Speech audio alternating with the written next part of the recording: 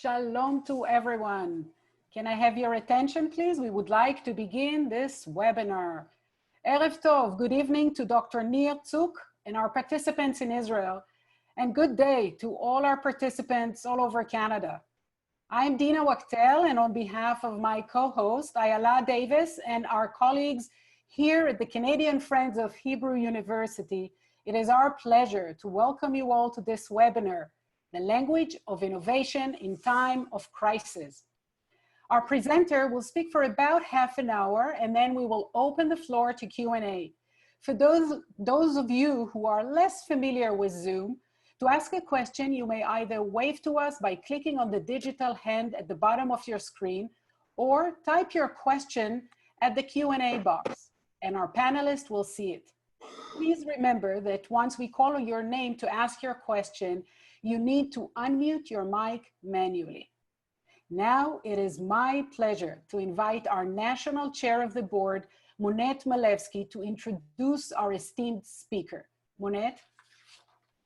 Hi, everybody. I'm really excited to be here and to introduce Nir, and especially since Nir is a Hebrew University graduate, undergraduate, and also graduate student. He completed his PhD in Cambridge, and his subject matter is going to be very interesting for all of us because his dissertation was on social networks, social capital, and intentional communities. Right now, Nir, sitting in his home in Tel Aviv, near the beaches of Tel Aviv, though he can't go there, that's where he is. Before I give you a little more information about him in terms of what he's going to talk to you about, I'd love to tell you my story with Nir. I was again very lucky to, through Ido, who we met a couple of weeks ago, be introduced to Nir and invite him to participate in a conference that took place in November in Charlevoix at the Germain Hotel La Ferme. And Nir was there as a presenter, and we really got along extremely well in a beautiful setting, had lots of personal time together, listened to him as a great speaker, and really enjoyed him. And what I loved most is he phoned me before just to get to know a little bit of who I was all about. And I thought that was really great. The next time I saw Nir, it was another exotic place, and it was in Los Cobos in Mexico, where again, we had the pleasure of spending a lot of time with each other. Now, unfortunately, or fortunately, we speak to each other every week, and we had fireside chats in his home in Tel Aviv while I'm in my home in Montreal. And what I could say about Nir before I go on to tell you more about what he does today for a living is he's witty, he's curious, he's engaging, he loves people, he loves nature, and most of all, he really loves life in general. So I'm enjoying my fireside chats with him every day through Zoom. But what he is today is he's New York University's Global Distinguished Scholar, and as well a visiting professor of entrepreneurship at Osaka University. He's a seasoned practitioner, academic, and really facilitator for over 20 years in the field of innovation. He's recently launched the New York University's Institute for Impact and Entrepreneurship, connecting New York and Tel Aviv, two places that he greatly loves. And he's bringing the language of innovation to those who need it most. So without further ado, I present you my friend Nir. Well, thank you so much, Monet. Can you hear me well? And you can see me well. Fantastic. After this introduction, I can just retire. I'll go to the beach, or go to sleep, or try to do other things. Monet, thank you so much. It's a great pleasure. And I have to admit, I mean, Corona brings all these wonders to our lives. It's my first webinar, so it feels a bit funny to sit in my living room talking to people I haven't seen before, or I will not see throughout this time. In order to help me go through this, I'll share with you my presentation. And I think the timing is perfect because, you know, we're talking about Happy Easter, by the way, people. Let me just put something online. There we go. Fantastic. Can you see my screen? Magic. So I want to make sure everybody's okay, and I want to make sure that you are all healthy and happy, and your dear ones are safe, and you know, in terms of health and in terms of sanity. I'm not sure which one is more important. And we thought that especially at this time, it would be nice to talk about my expertise, the language of innovation, but in times of crisis. I want to talk about the plague. I want to talk about before and after. That's basically who I am and what I do. And again, timing could not have been better, right? I mean, this is Easter or Passover. And you can talk about Last Suppers, you can talk about resurrection, I don't know. And since we're talking about the Canadian friends of the Hebrew U, some French is needed. And for the people who have some challenges with this language, people are waiting for Jesus to resurrect, and he is in his confinement saying, I'm not coming out. Now, resurrection is a wonderful excuse, and I don't know if you like your resurrection scene more Raphael-like or slightly more modern, but it's a wonderful time in which to talk about innovation. And I've been told before, especially in such lectures, I should signpost what I'm talking about. I will talk about things, and then I'll try to tell you what I talked about. So I'll try to touch upon several issues. And again, we have half an hour. It's almost like an introduction to an introduction. Usually I give an entire course about the language of innovation, and then we're adding the crisis. I'll try to talk about the language of innovation, what it means. I'll try to talk about the world, the changing world in which we live. I'll try to talk about these times of crisis and then combine the threads. I'll try to show how the language of innovation helps or thrives or survives in these times of crisis. I will try to talk about what happens now and what will happen in the future in terms of entrepreneurship and innovation. I will try to spend a few minutes on some helpful tools that could help you or your industries to go through this. I'll mention Einstein because, I mean, since we're talking about the Hebrew U, why not? And then we'll have some time for some questions. I have to admit that it feels funny to talk without seeing you people, but I have Monette and Ayala and Dina smiling at me, so that's almost enough. So I want to talk about the language of innovation.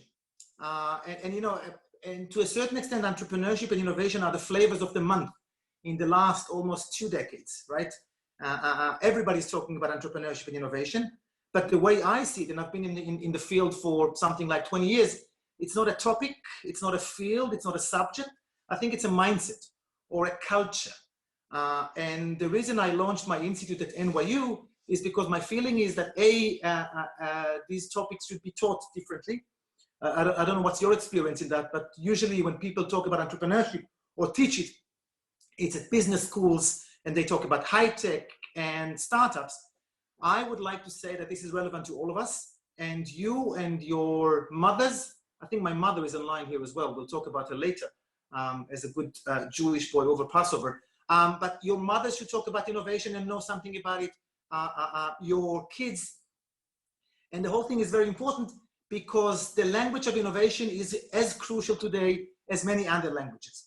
And I'll give you an example. I mean, I hope some of you are old enough to remember when the internet was created, right? Or invented in the 90s. I was there. And if you remember, there were courses who taught us how to surf the internet. What is a browser? What is a mouse? What is a web link? And we can laugh, and people paid good money to go to those workshops and classes and whatever. We can laugh about it now. However, people who don't speak the language of the internet cannot survive in this world. And I will give you an example. My dear parents, who I think are watching this webinar right now, they're wonderful travelers. And I guess I got my Wanderlust, my avid traveler's appetite from them. I think they still have difficulties with the language of the internet. So when they travel, they still travel with the book, right? And it's kind of Lonely Planet or Baedeker or whatever. When they get to Berlin and they want to take a train from Berlin to Hamburg, they cannot find a timeline online. They cannot find it in the book. If they do not go online, they will not be able to go from Berlin to Hamburg. So if in the 20th century, knowing the language of the internet is essential, I would like to argue that in the 21st century, knowing something about the language of innovation is crucial. Knowing the first 100 words about it, knowing what is risk-taking, what is opportunity, what is problem-solving, what is creative thinking. And I would like to give you an example about 2 different ways in which the language of innovation is spoken. It's a story I tell in some of my lectures. Some of you probably know there's a website called Quora, right? In which people ask questions. And there was a question posed, I think 5 years ago, by an engineer from Silicon Valley. And she asked, why is it so difficult working with Israelis? It wasn't a provocative question. She said, they're so brilliant, but difficult, stubborn, and opinionated, blah, blah, blah. And someone told her a story. Someone who was half American, half Israeli, told her a story and said, imagine that you are, let's talk about Monet. Monet, imagine that you are the head of an electrical appliance company, right? And your R&D people tell you that the next big thing to hit the North American market is a machine that would straighten bananas. There were some focus group, and people would like to put the right kind of bananas in their bagels, in their sandwiches, in their pancakes, whatever. They spent months on that. You call your two site managers, the Canadian and the Israeli. You call the Canadian, her name would be Mrs. Jones. And you tell her about the specs. She says, yes, ma'am. A minute later, she puts an ad on LinkedIn. She calls an engineer from MIT who knows something about bananas, an engineer from Caltech, or maybe McGill. We should do McGill, right? Who knows something about machines, assembles the team. A week later, she gets some consultants from McKinsey. Everything is perfect. They start working. They call you a week later. They say, in 11 months, they're going to be a prototype ready. You say, 11 months? Okay, you wait. 11 months later, you come to the demo day and you see it as a beautiful machine. It looks like a nice little fridge. Apple design, super sleek, cost $300. You put bananas on one side. They come on the other side, straight as an arrow. End of chapter 1. The same time you call Mrs. Jones, you also call Mr., let's call him Cohen, right? Let's be as racist as possible. Mr. Cohen in Tel Aviv, you give him the specs, then he starts shouting at you on the phone, shouting like crazy. He says, this is such a stupid idea. I haven't heard a stupid idea like this in my life. People would like to eat bananas. People would like to peel bananas. People would like to cook bananas. To straighten bananas, so stupid. You try to argue. And you say, but we had all the focus groups and the R&D people spent months on that. They know that this is the right thing. He says, I cannot believe it's a waste of your time. It's a waste of my time. Keeps on shouting. After half an hour of shouting, Monet, you realize, you don't want to waste your time like this, right? You didn't become the CEO of a big company to be shouted at by Mr. Cohen from Tel Aviv. And you say, thank you very much, toda and shalom, hang up on him. 2 hours later, he calls you from his car on the way back home. He says, I still think it's a stupid idea, but I love the challenge. I'll take it. A minute later, he calls Chaim from the kibbutz near the Sea of Galilee, where they grow bananas, and Moshe from the army, who's doing machinery for tanks. A day later, he calls and says, there's going to be a demo day in a week. Of course, the demo day happens in 2 weeks. And when you get there, you can't believe what your eyes see. It's a funny little machine that looks like two tractors collided, cost $13. He pushes a button and you still can't believe your eyes.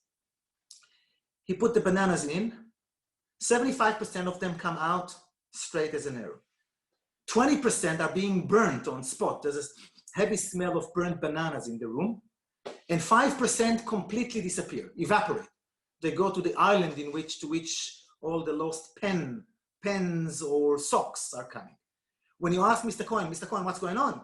He says, first of all, you ask for a machine to straighten bananas. Not all the bananas. Some of them are defective. And it was a bad idea to begin with. Now, it's a joke. The whole story is a joke, but it's not really. When you start your operation, when you think about innovation, would you go with Mrs. Jones and the 11 months? Or would you go with Mr. Cohen and the 2 weeks that created what we call an MVP, a minimal viable product? I would like to argue that these two kinds of innovation are crucial, especially now, especially when in times of crisis, you have to save time and energy when you innovate. When we talk about culture, I wanna bring 3 important definitions to the table, right? And we academics deal with definitions almost all the time. As you see, innovation is doing the same things a bit better. It's about improvement. Somewhere in the middle stands entrepreneurship, which is creating new solutions to old problems or new problems. And at the end of the spectrum stands disruption. Which way is better? Which way is more important? Which way is more profitable or necessary? Depends. That's the usual answer. And I want to tell you another story. I've been, as Monette said, I've been teaching in Japan for the last 4 years, and I think some of my friends in Japan are here with us in the conversation. I don't know if any of you have been to Japan, but the culture there is very different, in a good way, in a bad way, in just a different way. And the main pillars of culture in Japan are, I would say, hierarchy, harmony, tradition, and obedience. And when you talk about disruption, this is completely unacceptable. It's against the law almost. It's against the Japanese religion.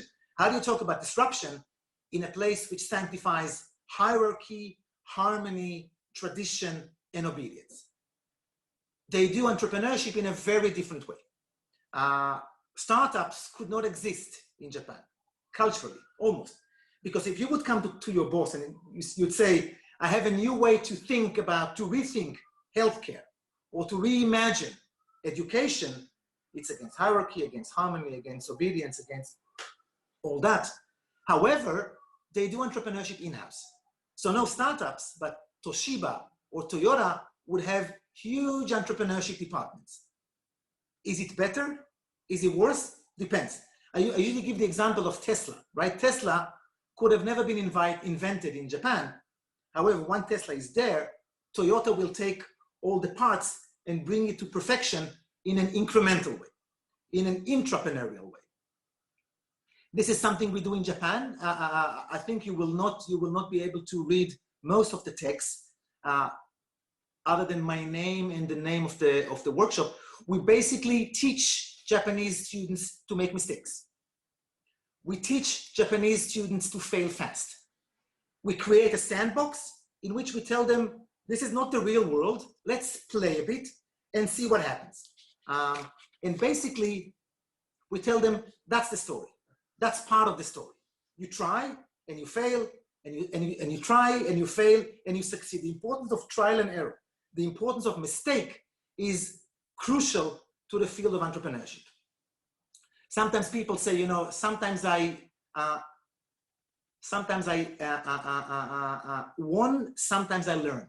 The importance of failing fast is crucial to entrepreneurship, as we will discover in the times of crisis, even more so.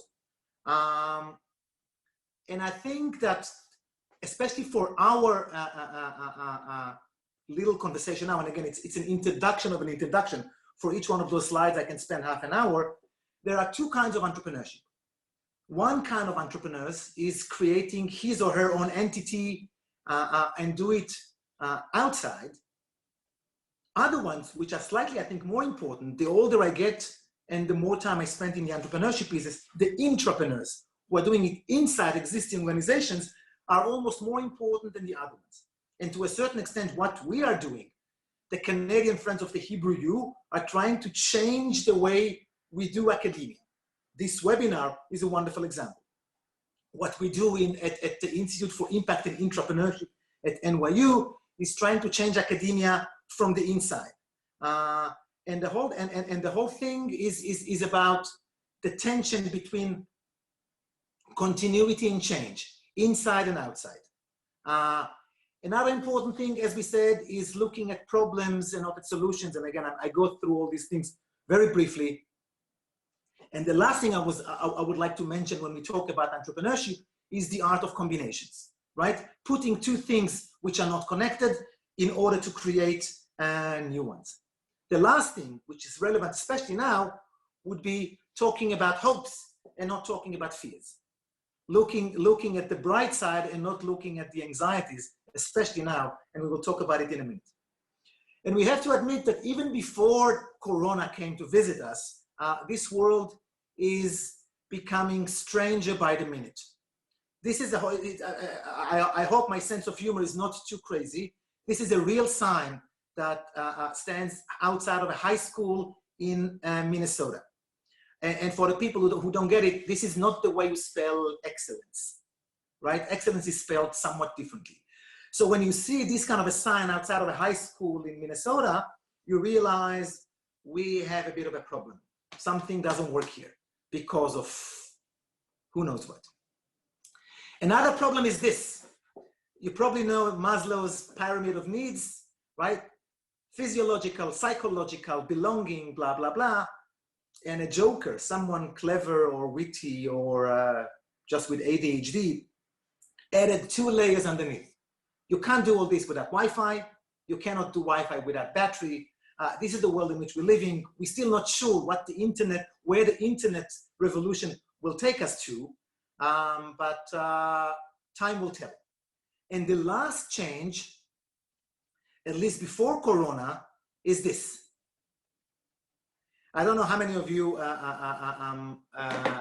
read Narnia, and I'm not sure how many of you are happy with the first word in this slide, but that's the benefit of doing the whole thing without seeing your faces. In this world, people can, at least before Corona, people can come and go as much as they want. People can leave their places and start anew whenever they want. So this mobility creates challenges, but also opportunities. But then came Corona. And trying to, whether we like it or not, to reset the world. Now, over Jewish New Year's, which was a few months ago, I sent some of my friends this little joke, and it seems like it's a self-fulfilling prophecy, right? Be careful what you wish for. It seems like this 2020, which was heralded only a few months ago,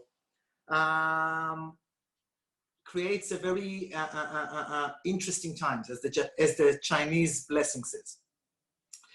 And we're talking about crisis without talking too much politics. I just enjoy the caricatures and the drawings at the cover of the New York Times. First of all, we talk about crisis in terms of leadership. I would like to argue that Canada is doing relatively well, but in my country, in some other North American countries, in some other European countries, there is much to be desired in terms of leadership and in terms of management. Another problem is preparedness. And this is a picture I took, Monette, you were there. I took in Mexico 2 months ago on the beautiful beach of Los Cabos, joking about Corona, right? And sending it to all my friends, ha ha ha, what crisis are we talking about? 2 months later, we are all in our houses, away from our families, communicating via webinars and stuff like that. When we talk about that, it's not only the lack of preparedness and the lack of awareness, but the deep uncertainty. How long would it take? Monette, when is going to be the next time we're going to see each other? Some people talk about July. Some people talk about September. Some people say you are crazily optimistic. We're talking about next year, if at all. And even then, how much would the flight cost? And would we have to do it completely covered? Another problem is governmental failure. And this is an Italian image, right? I don't have to tell you about the origin of the picture, and I don't have to tell you about the madness that happens in Italy. Underperformance in a colossal level, I would like to argue, at the level of government, and at the same time, overperformance in social networks. All of a sudden, all our friends on Facebook become experts in infectious diseases. Everybody knows almost too much, and the drama continues. Even more than that, you're not sure anymore what news are right, what's wrong. People can create those fake news or memes as much as they want. And the levels of anxiety are going higher and higher. Again, I'm just touching upon points on which we can talk much longer, and we may be able to do that in the future. So if this is the crisis, and we talked about leadership, we talked about preparedness, we talked about certainty, we talked about underperformance of governments and overperformance of communication, what does it do to innovation, to the language of innovation, to entrepreneurship? Probably some of you remember from your Greek philosophy classes what Plato said. And you see almost a renaissance of creating new solutions to old problems, or new solutions to new problems. One of the beautiful things we see, because governments do not perform, citizens perform. Instead of the top down, in which the government know best and decide for us, here it's like in a business setting. The CEO instructs the management and operation. Here it's the other way around. You see beautiful bottom-up solutions that create new solutions to old problems. Another thing you see is copying internationally, and it's beautiful. Copying is part of innovation, has always been, but as media becomes more and more sophisticated, people copy all the time. And it's about singing on balconies, it's about ventilators, it's about medical equipment, it's about spying equipment. Copying around the world is having its best time. Another important thing in this time is sense of humor, and you probably get all these jokes online. I haven't seen so many jokes in such a short time. It's incredible to see how, in terms of sense of humor, some jokes are better than others, some are in better taste than others, are trying to keep us sane. Another important thing is in terms of the ability to acclimatize yourself. It's incredible to see how the human being manages to adjust to all these situations in a painful way, in a less painful way, and the level of innovation and adaptation is unbelievable. What we also see in terms of innovation is the strong need for control. You want to make sure you control your destiny. You want to make sure you control your body and health. Governments try to control their people. And again, we can talk much more about all these things, but the time is running wild, even in times of Corona. So that's about the language of innovation, or the needs and the performance of entrepreneurship right now. What would the future look like? Well, I identify several directions in which we could talk and we should think. First of all, let's talk about work. Some of us realize that we work better from home than from our offices. Some of my friends told me, we realize we don't need all these expensive offices. We don't need all the people we have. We can train them differently. Having them in several locations is actually a plus, not a minus. And even if it's a minus, it will require us to adjust in a very different way. Needless to say, interpersonal relationships are very, very, very different. It's nice to talk about the workplace, and I'll talk about government in a second, but the fact that I enjoy giving such lectures to people and touch them within the limitations of politically correctness and see their reaction, and now I do it this way, is unheard of, and we will have to get used to it somehow. I'll give you an even more personal example. This is my mother, this is my father. It was my mother's birthday yesterday. The way we celebrated it, we are 3 brothers, is by waving at them from the street to their balcony. I mean, again, we are lucky, we live in the same city. My parents are healthy and happy within the limitations of their 70s. But the fact that we had to celebrate this birthday this way gives the whole thing a bittersweet additional flavor. We talked about governments. The role of government seems very different, in a good way, in a bad way, and different governments take it differently. I mean, it's probably not the time to compare the Taiwanese government to the Italian, to the American, to the Canadian, but there will be a time in which us political scientists, will try to study the importance and the differences in the functioning of those governments. The role of health and public health has not been more crucial. And again, I don't have to tell you that. The role of universal healthcare is back on the table. The fact that viruses do not discriminate between rich and poor becomes more and more important. And again, time will tell what the language of innovation will bring on that front. Let's talk about nature, right? You've all seen those photos about dolphins in Venice, about coyotes in wherever. It's beautiful to see how nature reacts and what kind of innovation we could have in order to continue this trend, retain the situation. Talking about nature, let's talk about the economic system. More and more people talk about capitalism versus socialism. Some of us. Some people talk about China versus the US. So it may bring a paradigm shift in terms of philosophy, in terms of thinking about individual and about society. Talking about individuals, the whole thing of sanity becomes more and more important. How do we pretend to be normal? What is normality? Issues of solitude and loneliness and family and connections become more important the less we have them. And again, I hear more and more people who create new initiatives in terms of mental health care, which becomes more and more important now, but even later when the financial crisis is going to hit hard, much harder, unfortunately. Speaking of the financial crisis, people see, and again, apologies for my funny or maybe not so funny sense of humor. Some people see phenomenal opportunities in this situation. Some of my friends started importing masks from China and selling it online here in Israel.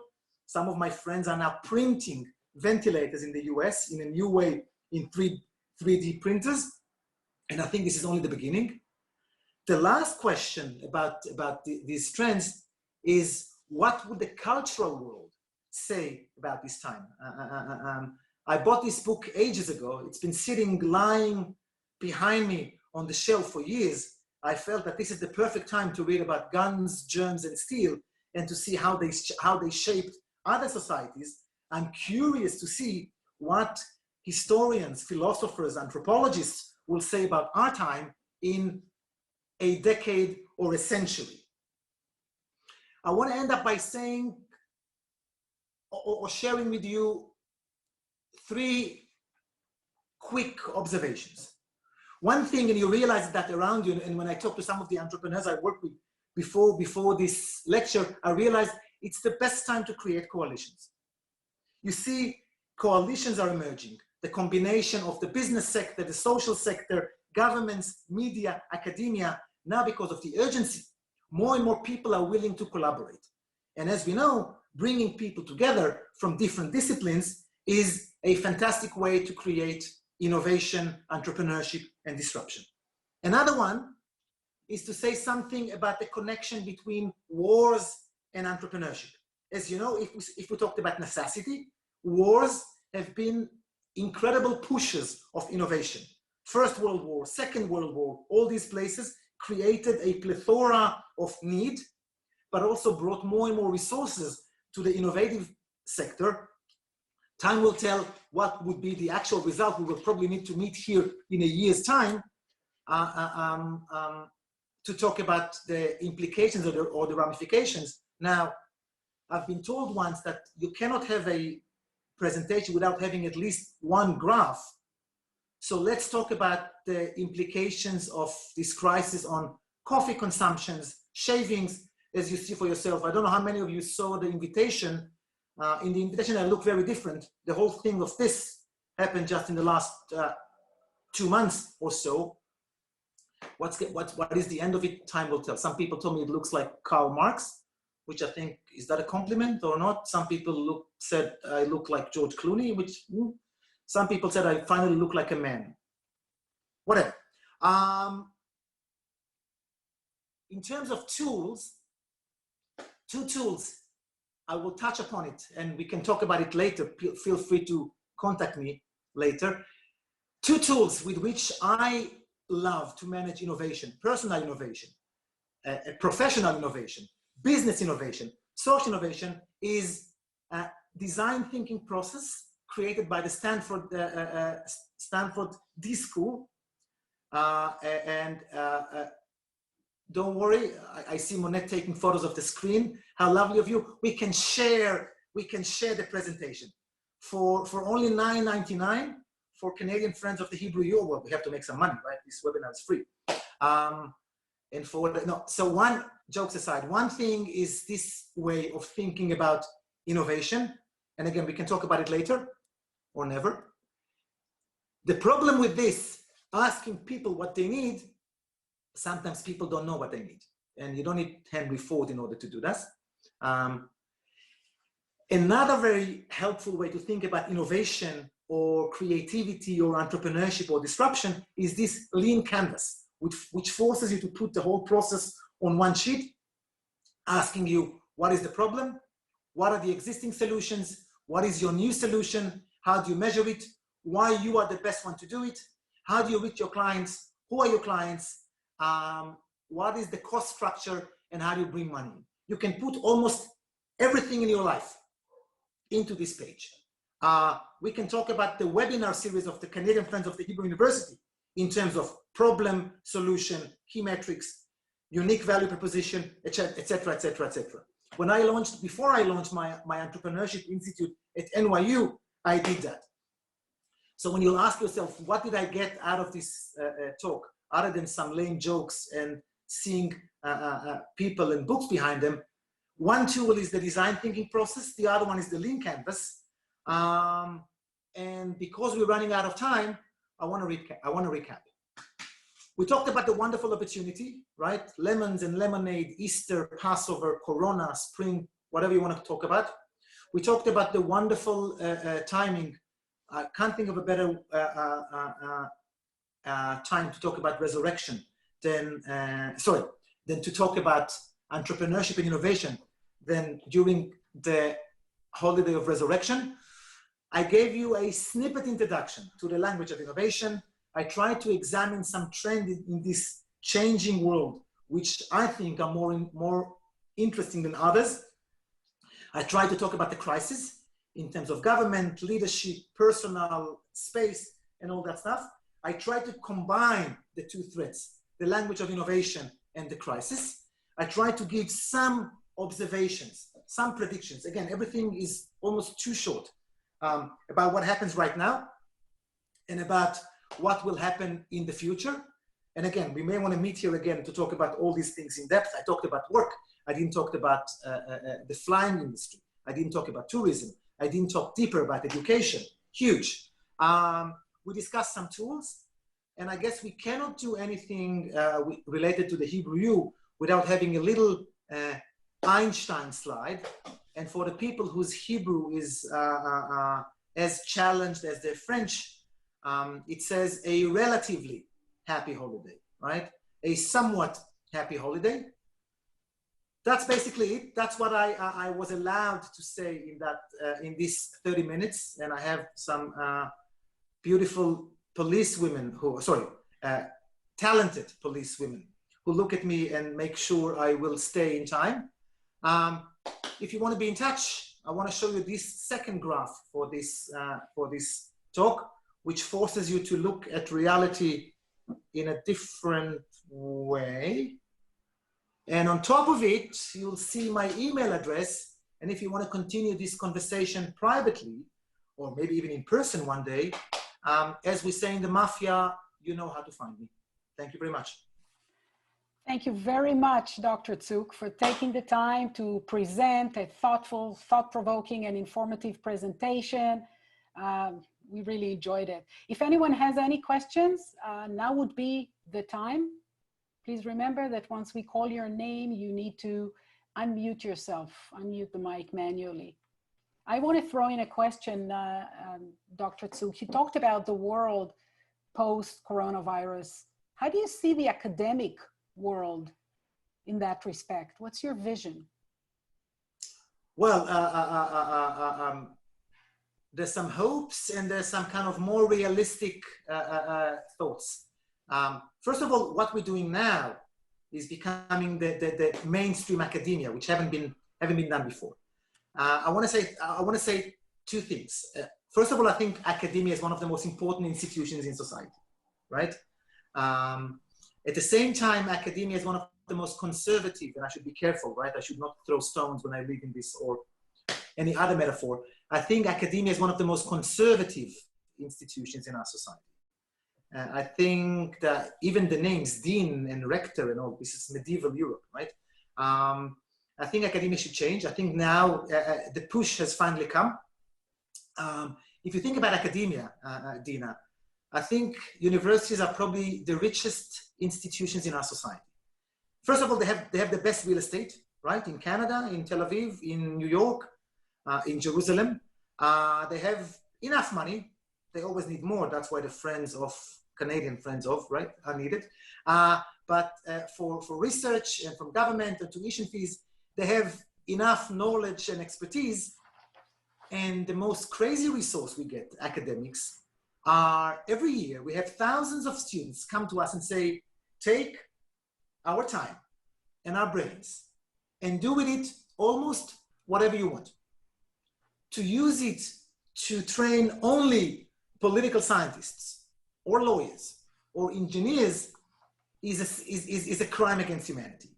And it seems like now more than ever, the connection between academia and society should be strengthened, right? Research is important, industry is important, but academia and society, ivory tower and people, I think is one of the gospels or one of the visions of this post-corona world. Thank you. We have a question from Nimrod Hufin. Nimrod, please unmute yourself. Hey Nir, great talk, thank you. As you probably know, lots of companies are thinking about innovation these days in terms of crisis, and the skew towards short-term thinking, which is pretty understandable. How do you advise people balance between short and long-term thinking on entrepreneurship and innovation in these kind of times? The short answer would be, I don't know. I mean, we should all try to be humble, even academics who are alumni of the Hebrew. I don't know, but I have some guesses. You know, as you know, and Nimrod is a dear friend, and he's in the computers business. This tension is always there, not only in times of crisis, but in times of crisis, it's even more so, right? I mean, one of my best jokes is that Jews are like everybody else, but more so. And I hope I'm not saying anything which is horribly wrong. I would like to say that innovation during times of crisis is important, but more so. You want to make sure that the short term is nimble enough, because otherwise you would lose your clientele.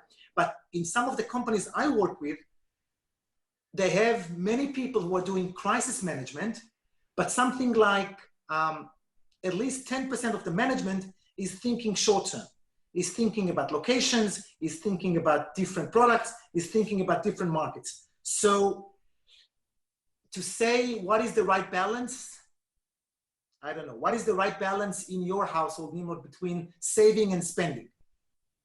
Depends. It's like, you know, I wrote my PhD on social capital. And one of the leading professors in the field, Robert Putnam, asked me, are governments good or bad for social capital? I said, depends. And I think it requires a longer conversation, and I'm happy to continue offline, about the needs or the goals short term while thinking ahead. And you know, it's perfect time during Easter to say, don't put all your eggs in one basket.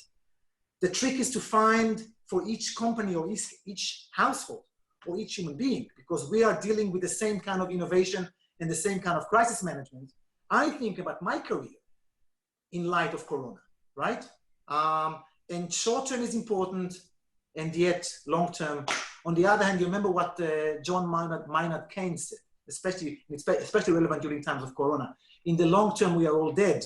So maybe the carpe diem is becoming more relevant than ever. I hope I answer your question. Thank you. I see a question from Ayala Davis. Hi. Hi, Nir, my question. Do you feel that social entrepreneurship will become even more important, like after this, especially with people's views about how the government has handled the crisis? I think the short answer is yes. You know what? Let's keep it short. Yes, Ayala. No, I'm joking. Yes, I think social entrepreneurship is becoming more and more important, and you know, people talk about the importance of impact. Impact is exactly this kind of social business combination of doing good and doing well, about profit and purpose. It has gained more and more traction, became more and more mainstream in the past few years. Now, even more so, when we realize how important things of healthcare and education and environment are important, I think that social entrepreneurship will become even more mainstream. Yeah. And thank you for the question. Thank you. Maybe one last question, Nir, if I may ask, what impact did COVID-19 had on you personally? I think I haven't been in the same place I've been in my house for 5 weeks now. I mean, I have nothing to complain about, but they start calling me from the airport. Where are you? We miss you. I have this. I learn how to cook. I'm not even joking. You know, I have my Corona cuisine. Today I cooked cabbage and sausages for the first time, chopping them and doing a nice little German Easter kind of lunch. It forces me to do more and more online things because my business is to go around the world and talk about innovation in front of various audiences and lead processes with rabbis, with teachers, with trafficking survivors, with